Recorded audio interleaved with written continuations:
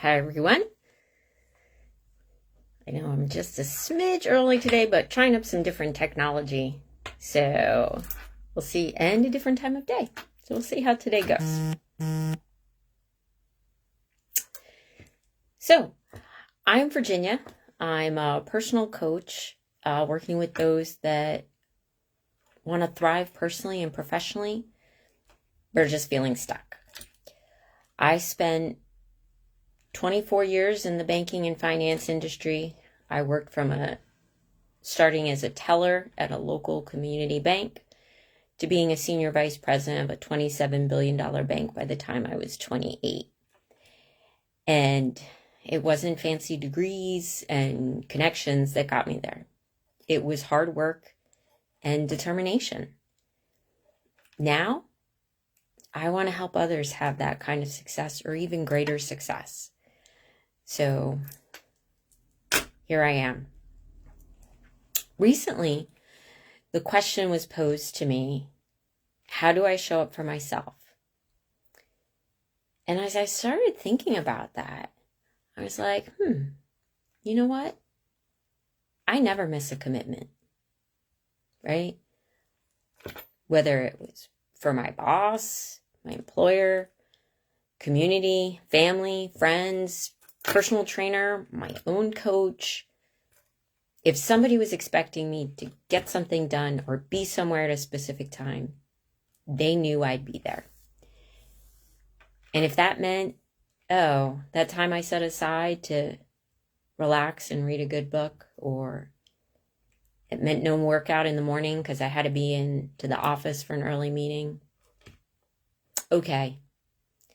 So things for everybody else were non-negotiable. But when it came to the things I put on my calendar that were just for me and didn't involve anybody else, they totally became negotiable. And I bet that resonates with a lot of you, particularly women. We do that. We put everybody before ourselves, especially if you have kids, right? You shuffle them around and make sure they're at all their activities first. And if that means, I have to get them to practice, and it means I missed that yoga class, okay, so be it, right? Even if you don't have kids like myself, I put everything for everybody else in first. I remember I had taken on this really big opportunity at work, and I was building out an entire function when the women who started our field hockey program for, the pre-high school age kids in town said, we're done. One, her daughter was going to age out of the program. The other was like, I've got 4 kids and a full-time job. I can't do this anymore. I'm like, okay, if nobody steps up, the program dies. And at that time we had 80 kids. I put them first. That same fall, my friend came to me and said, hey, we're short teachers for religious education at church. Could you help? I said, sure. And when one of my dear friends and colleagues at work said, what? How about you just finish 1 year of just being the director and a coach in field hockey, plus everything you do at work? You work crazy hours. I said, if I don't do it, who's going to do it? And I put the kids and my church in front of my own needs. So that meant juggling my schedule and maybe having to do work at home because I had to leave early on Tuesdays, and you figured it out. And when things had to be sacrificed, it was the things for me. I got a little less sleep. My workouts in the fall weren't as diligent because I had to be on a field or in a classroom. Kids were depending on me. Not my kids, but they were expecting me. Their parents were expecting. I had to get there first.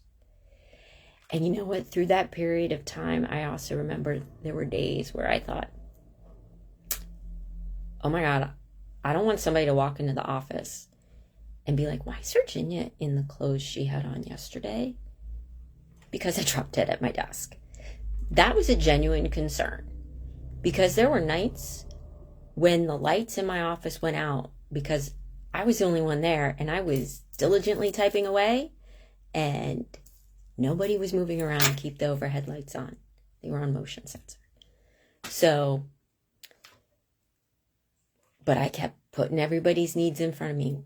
If at 5 o'clock my boss called me, he was probably on a Friday, and he was probably in the car heading to home or stopping to get dinner.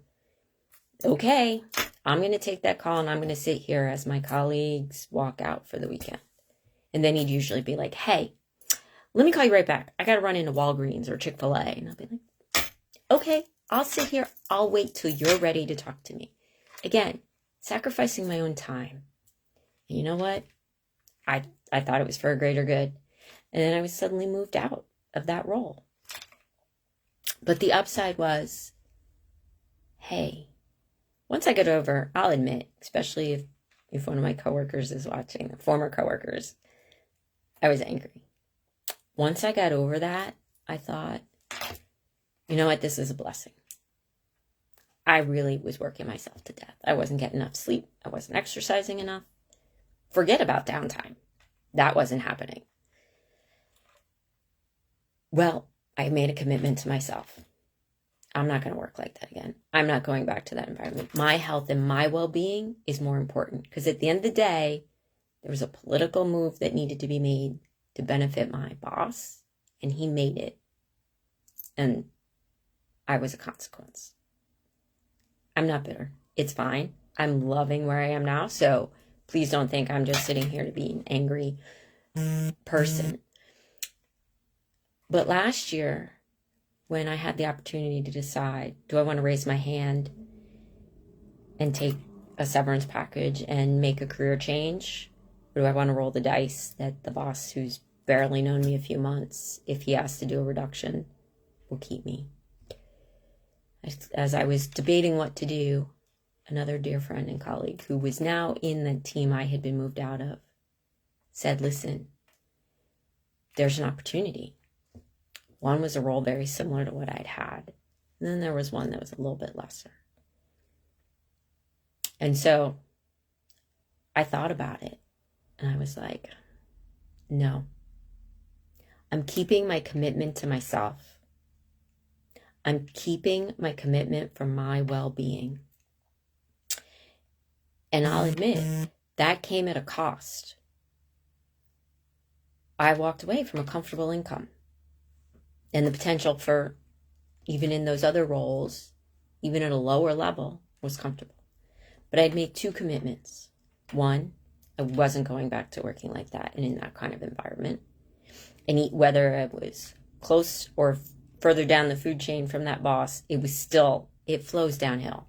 Wasn't doing that. And two,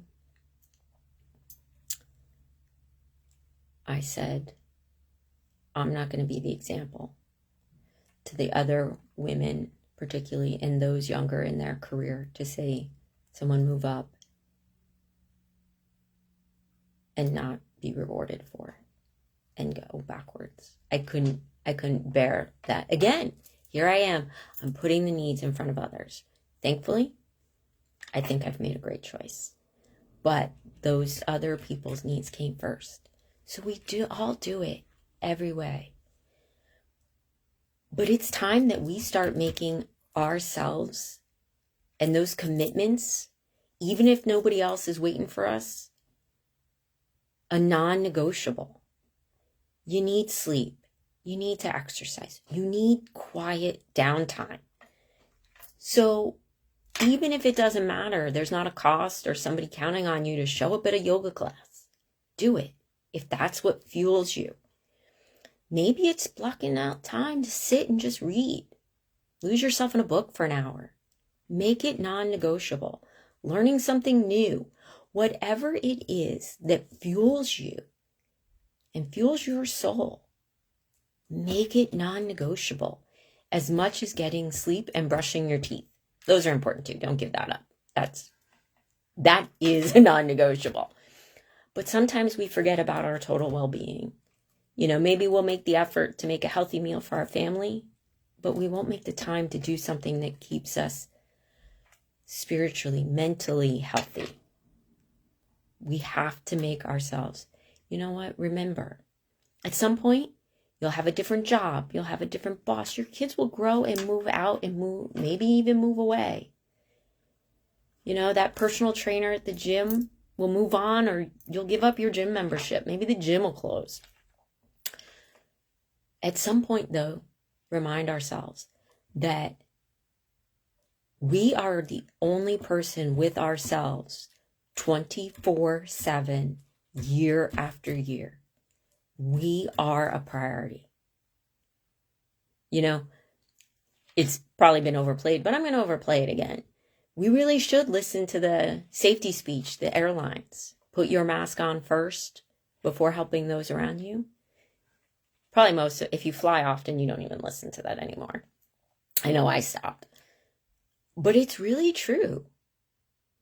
You need to do that. The reason they tell you, if you don't, and you go to help your child or your elderly parent first, you might pass out. So now you've not helped them, and now you need help because you didn't take care of you. You weren't able to finish.